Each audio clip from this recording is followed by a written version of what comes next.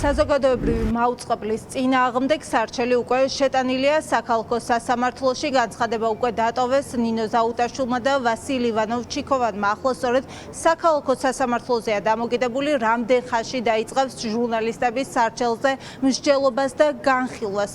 როგორც ზაუტაშვილი, ასევე ვასილ ივანოვ-ჩიქოვანი გვეუბნებიან, რომ პოლიტიკური მოტივით არის ნაკარნახები მათი სამსახურიდან გათავისუფლება, რადგან ის პრობლემები, რაზეც ჟურნალისტები საუბრობენ, უცხო არ იყო და მათ შორის პრობლემებზე, რომელიც საზოგადოებრივ მაუწყებელშია, რომელიც უკავშირდება ასევე ქართული ოცნების გავლენას სარედაქციო პოლიტიკაზე, ჟურნალისტები საუბრობდნენ მათ შორის სამეურვეო საბჭოს ხდომებზე, სადაც წესით მსგავს პრობლემებზე უნდა იყოს მსჯელობა და გადაჭრის გზებზე უნდა ფიქრობდნენ სამეურვეო საბჭოს წევრები თანამშრომლებთან ერთად, თუმცა ამის ნაცვლად იყო მუქარები მათ წინააღმდეგ და იყო საბოლოო გადაწყვეტილება, როდესაც 11 აპრილს ისინი სამსახურიდან გაათავისუფლეს.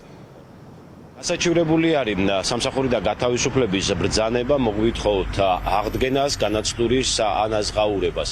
Ამდინარე იქიდან, რომ ჩვენთან შემთხვევაში გამოყენებული არის კონტრაქტისა და ასევე შინაგანაწესის დარღვევის არგუმენტი სამსახურიდან გასათავისუფლებლად, ჩვენ ვასაჩივრებთ, რომ უპირატესი არის კონსტიტუცია, რასაკვირველია ქვეყანაში და სიტყვის თავისუფლება არავითარ შემთხვევაში არ უნდა შეიზღუდოს, მით უმეტეს მაშინ, როდესაც ამ სიტყვის თავისუფლება იცავს საერთო საზოგადოებრივ სიკეთეს, რომ საზოგადოებრივ მაუწყებელზე არ უნდა გატარდეს პოლიტიკური გავლენები. თუ აუცილებელი გახდა, აუცილებლად წავალთ შემდგომ ინსტანციაში, უზენაეს სასამართლომდე და შემდეგ თუ აქ ვერ დავადგინეთ ის, რაც არის ჭეშმარიტება, აუცილებლად მიმართავთ ევროპის ადამიანის უფლებათა დაცვის სასამართლოს. მაუწყებელს ვასილ მაღლაფერიძის უკანონო გადაწყვეტილებები მისი გენერალური დირექტორობის პერიოდში 22 საქმის წაგებით დაუჯდა დაახლოებით 300,000-მდე ლარი. ვასილ მაღლაფერიძე ახლა არის უკვე სამეურვეო საბჭოს თავმჯდომარე და მისი გავლენებით უკანონო გადაწყვეტილებები კვლავ გრძელდება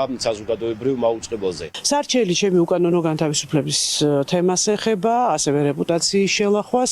სარჩელი არ იქნება მარტო საზოგადოებრივ მაუწყებლის წინააღმდეგ, სარჩელი იქნება ასევე ტელეკომპანია იმედის წინააღმდეგ, რომელმაც სრულიად უკანონოდ გაავრცელა აბსოლუტურად არასწორი ინფორმაცია თან პირად შემოსავლებთან დაკავშირებით. საქმე გადაგზავნილია ასევე პერსონალურ მონაცემთა დაცვის ინსპექტორთან და მან უკვე მიიღო გადაწყვეტილება, რომ დაიწყონ მოძიება. ჩვენ მიგვაჩნია, რომ ვართ მართლები, ვხედავთ ძალიან მკაფიოდ საზოგადოებრივი მაუწყებლის მისიას და რა თქმა უნდა ვიბრძოლებთ ბოლომდე. გადაცემა რეალური სივრცე, რომლის წამყვანიც იყო სწორედ ნინო ზაუტაშვილი, დაიხურა თანამშრომლებს თავდაპირველად მენეჯმენტს შესთავაზა სხვადასხვა გადაცემაზე გადანაწილება, თუმცა გუნდისგან მათ უარი მიიღეს.